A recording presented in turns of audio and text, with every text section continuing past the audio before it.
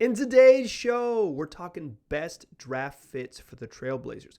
Who should they target if they land in the top 3? And if they're in that 6 through 10 range, who are the best fits for this roster? Welcome to Locked On Blazers. Let's get into it. You are Locked On Trailblazers, your daily Portland Trailblazers podcast. Part of the Locked On Podcast Network. Your team every day.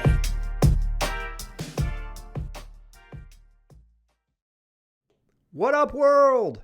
It's your past first point guard and Trailblazers reporter, Mike Richmond. You're listening to another episode of Locked On Blazers, part of the Locked On Podcast Network, available wherever you get podcasts and also on YouTube. Thanks for making Locked On Blazers your first listen every day, free on all platforms, 5 days a week. The only daily Trailblazers podcast coming at you every single weekday, so make sure you are listening and tell your friends to do the same. Make it a part of your daily routine and make it your first listen every single day. In today's show, we are talking best draft fits for the Blazers. We don't know where they're going to pick yet. We are still about 2 weeks away. May 17th is the NBA draft lottery, but the Blazers can only pick 1 through 4 and 6 through 10, and 10 is incredibly unlikely. So really 1 through 4, 6, 7, 8, 9.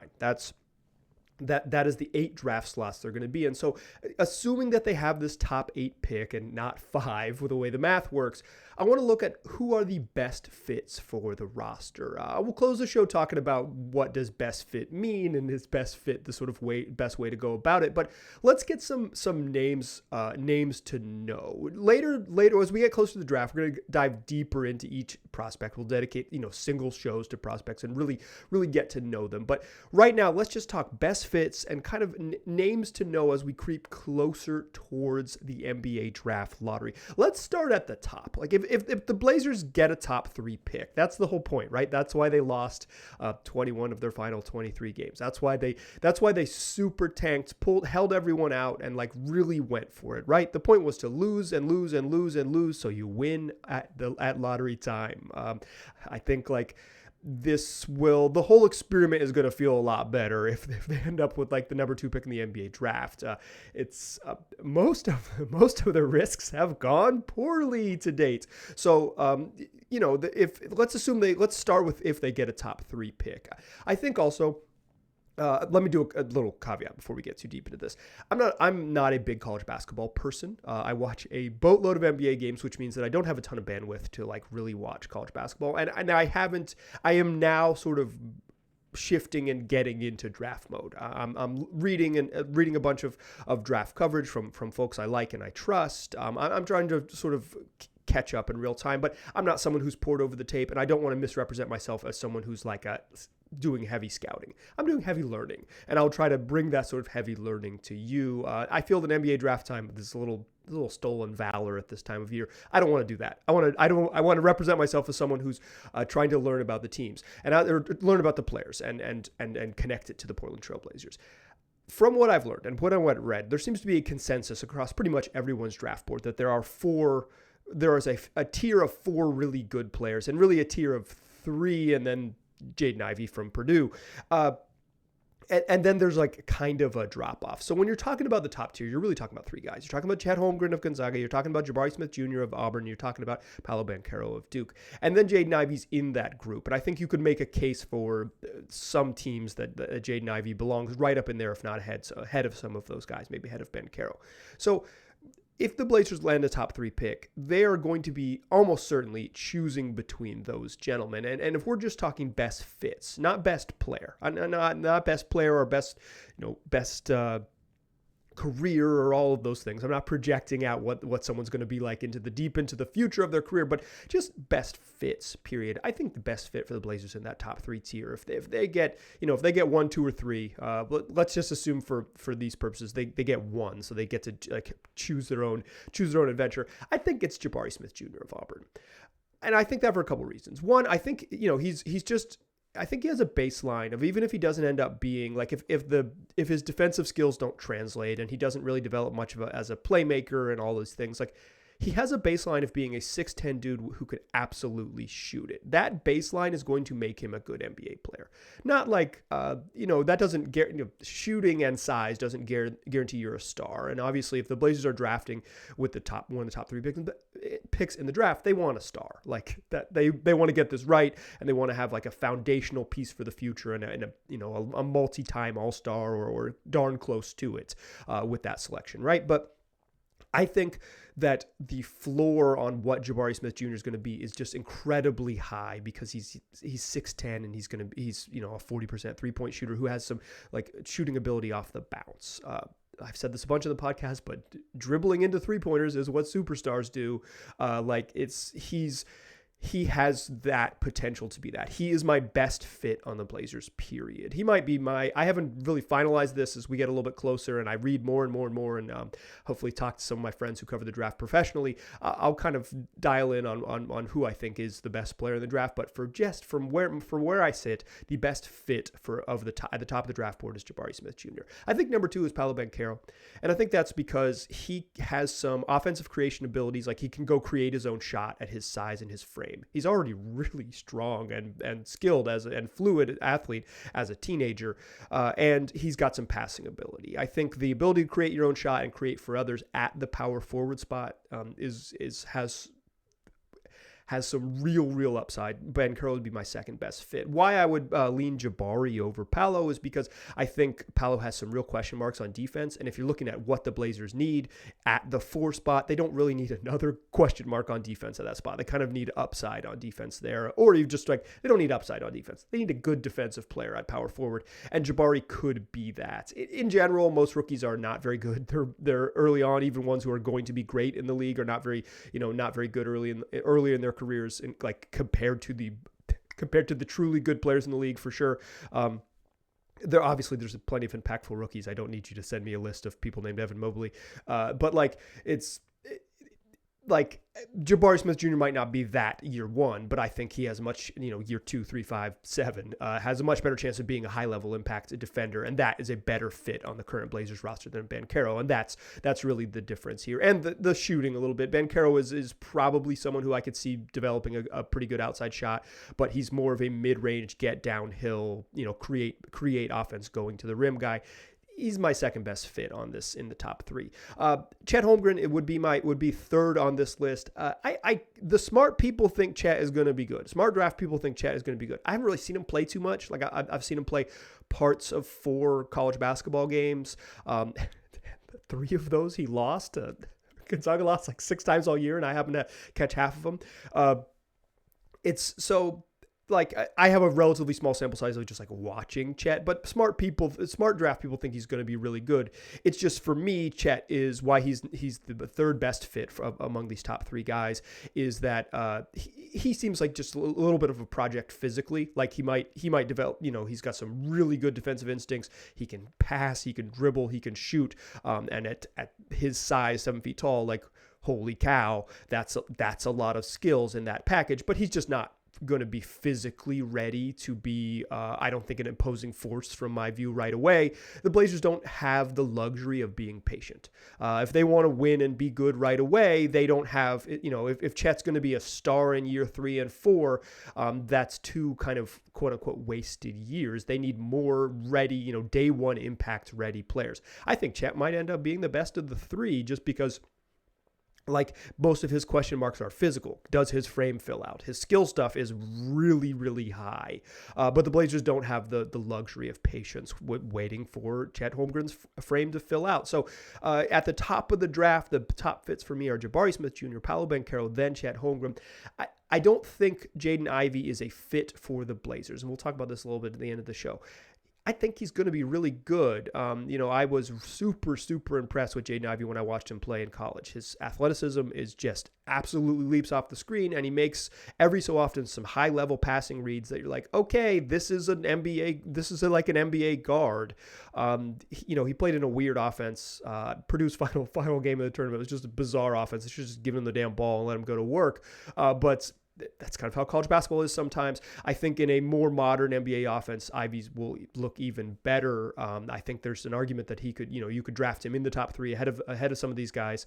So yeah, like Ivy's just not a fit because the Blazers don't need another guard.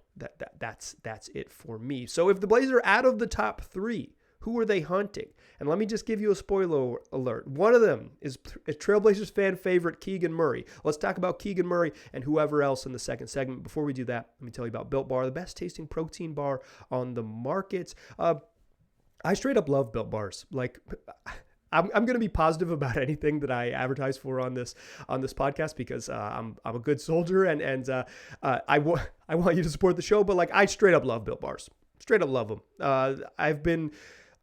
Built Bar has been a long-time sponsor of the podcast, and I have been enjoying them in my home for 2+ years. My personal favorite is peanut butter brownie. I also rock heavily with the cookies and cream, but all of them pack a punch. On average, 17 grams of protein, 130 calories, just 4 grams of sugar, and 4 net carbs. That's a pretty darn good deal. Plus, they taste great too. So all tasty, all healthy. Go get yourself some. Go to Built.com. Use that promo code LOCKED15. You'll get 15% off your next order. That is promo code LOCKED15 for 15% off at Built.com. All right. Hey, if you're looking for more NBA draft coverage, check out Locked On NBA Big Board, hosted by friend of the program and former guest on this podcast, Rafael Barlow, and a rotating cast of characters who are joining Rafael.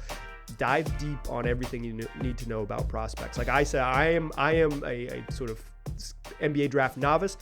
These people are professionals. Rafael is literally a professional scout, does this for a living. So check out Locked On NBA Big Board wherever you get podcasts and also on YouTube, and dive deeper. Make it, if you spend your first listen on Locked On Blazers, spend your second listen on Locked On NBA Big Board. That's about an hour of your day to get your day going. You're going to know everything you need about your favorite basketball team and then your favorite draft prospects. We're still talking fit here, best fits. The next name I want to mention is the name that always comes up. I get emails about this. I get tweets about this. I get YouTube comments about this. People in Portland Trailblazers fans love Keegan Murray. I will forward Keegan Murray. And quite frankly, I think with good reason. I watched Keegan Murray play a couple games in college. One of them was against Northwestern, where he was unfair. Northwestern, not a tournament team, not a particularly good Big Ten team. And Keegan Murray was like playing a different sport than the gentleman in purple. Like, he was just great. And Iowa scored like 100 points in a 40-minute game. Like, he was so good. But he was arguably the best player in college basketball last year. Certainly one of the most productive. Like, best is kind of subjective, right? Because like skill and production aren't the same thing. But Murray's numbers are just wild. 23.5 points, 8.7 rebounds. Just shy of 2 assists, 1.3 steals, 1.9 block shot, 55% from the floor, 39.8% from 3 on 4.7 attempts a game, and 75% from the free throw line. 6'11" or 6'8" with a 6'11" wingspan. Like, he's not super long at his size by any means, but he's big. I think he could play 4 in the league, and he's super fluid and skilled at his size. Like, this is, if the Blazers land 6th and Murray is on the board, I kind of think it's a no-brainer.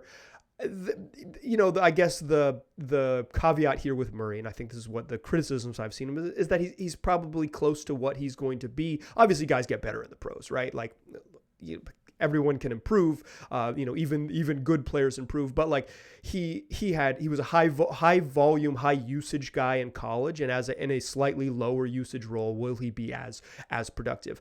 I mean, like I said, I just think there is just a level of production you just can't fake. And if you're putting up numbers like him, like 24, 9, and 2, like with more than a block and more than a steal, if you're shooting, plus 40% from 3 on 5 attempts a game, like, that is just production I don't think you could scoff at. I don't think you'd say like, oh, he's a product of whatever it is. Like, Keegan Murray is, if you're not in that top 3, I think this is your dream fit outside. Like, if the Blazers can't pick 5th, right? So based on how the lottery math works. But if the Blazers finish 6th and Keegan Murray's on the board, I think he's right now, as this is Wednesday, May 4th show. So as of Wednesday, May 4th, Yes. I think Keegan Murray is your number one best fit outside of the top three, just because of the production and the size. Like, you can pencil him in at power forward.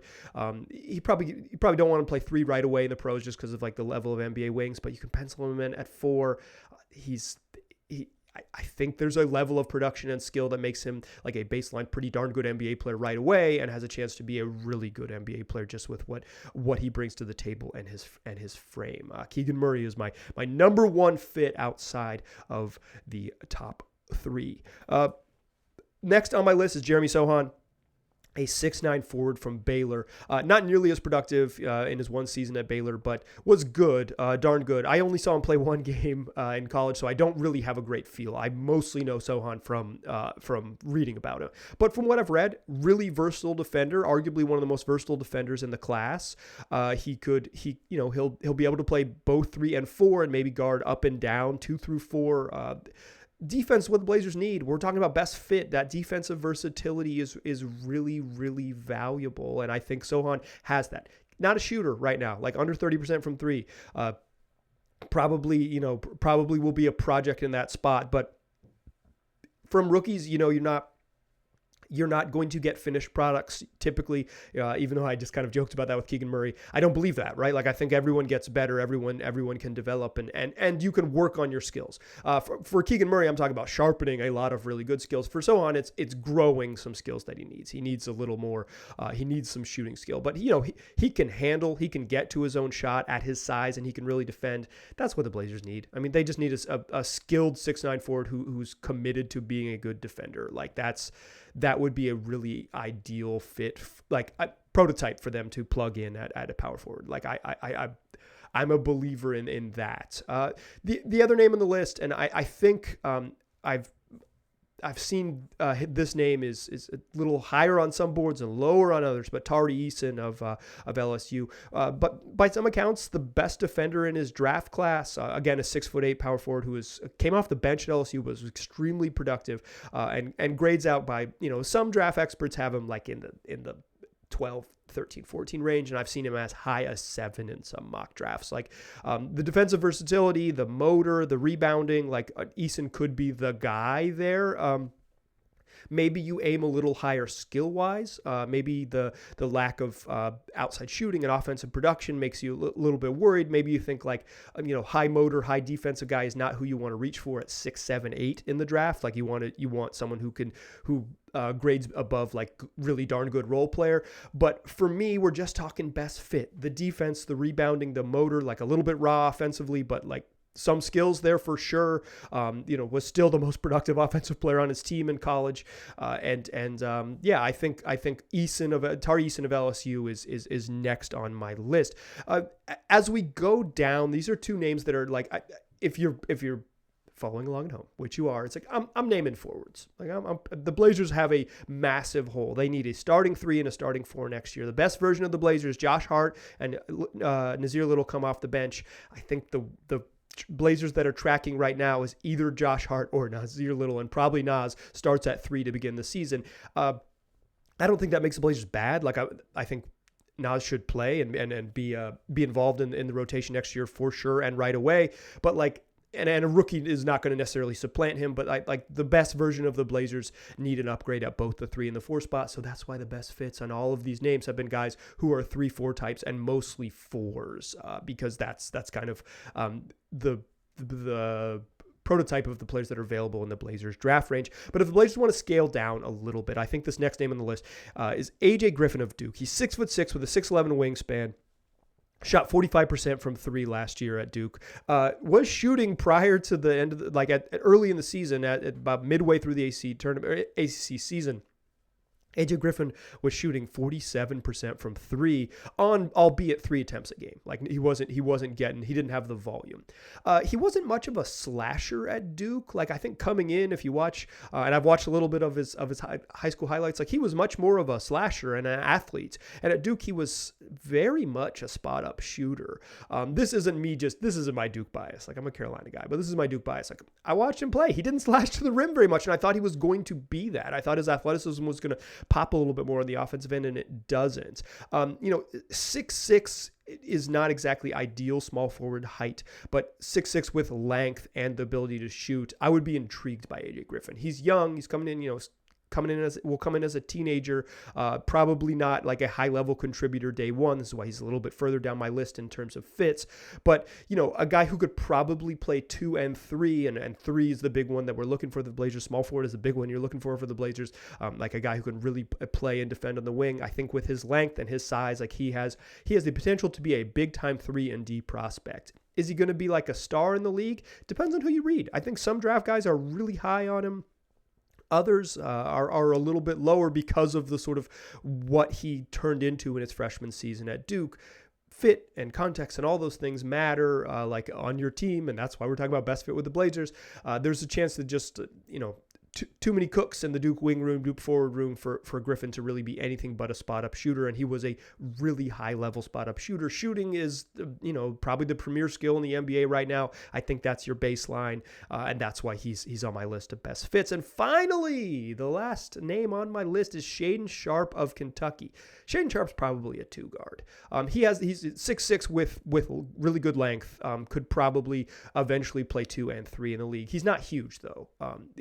But he didn't play at Kentucky, and he's like a really big question mark. I think what I've heard about him, and I've watched, like I've said this before, I've watched one YouTube video of Shaedon Sharpe to get a sense of what he was like in high school.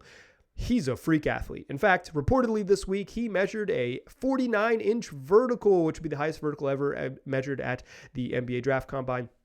Just an absolute freak athlete, shows some really good pull-up shooting, has, can get to the rim, can shoot, can create his own shots, is really athletic and maybe can play 1, 2, and 3, or it's like a wing type, like a 2-3 with some initiating skills, which allows you to play that sort of pointy forward role or whatever it is. I think initiator is maybe the best term for that as we get away from traditional positions. But Sharpe is probably a 2 right away, so he's not my best fit. But I think skill-wise and I think intrigue-wise, if the Blazers are up there in that 6, 7, 8 range and they're not as high on Sohan, or they're not as high on Eason, or not as high on Griffin, that Sharpe might be worth taking a flyer on.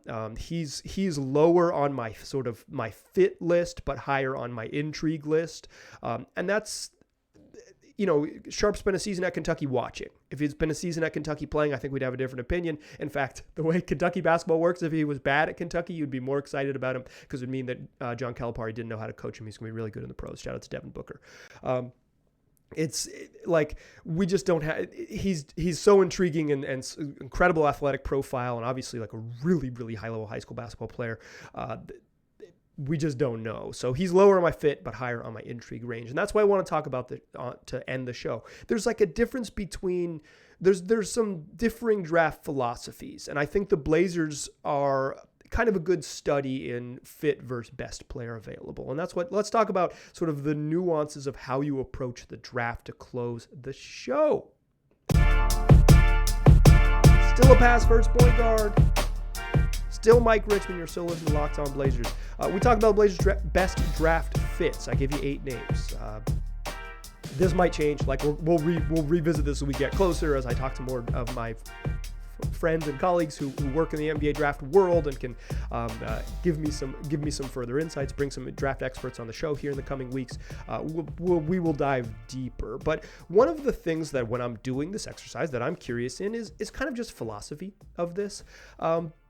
When Joe Cronin spoke to Jason Quick of The Athletic earlier this year, he mentioned that he is a best player available guy in the draft. It's less fit and more skill. He says, who is the best player?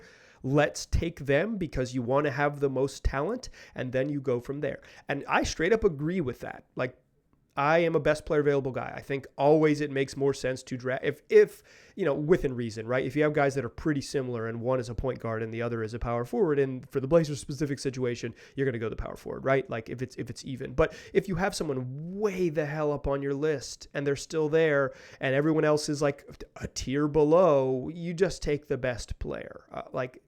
I really believe that. I really, really do. I think it's reasonable to disagree. And here's why it's reasonable to disagree. Because if you're at different stages in team building, fit versus best player it becomes a different conversation. And I think the Blazers are at an interesting stage in their team building, roster construction process where fit is more important than best player. If you are not very good, and typically teams at the top of the lottery are not very good.